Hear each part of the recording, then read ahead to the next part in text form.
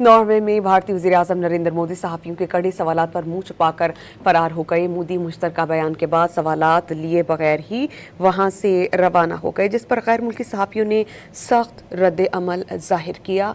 और मोदी के जाने के बाद नॉर्वे की रिपोर्टर ने भारतीय वक्त से सवाल किया कि हम आप पर क्यों एतमाद करें जब आपके मुल्क में इंसानी हकूक़ की खिलाफ वर्जियाँ खुल्लम खुल्ला जारी हैं। और ये भी सवाल किया कि वज़ीर-ए-आज़म मोदी कब तक मीडिया के सख्त सवालात के जवाबात नहीं देंगे।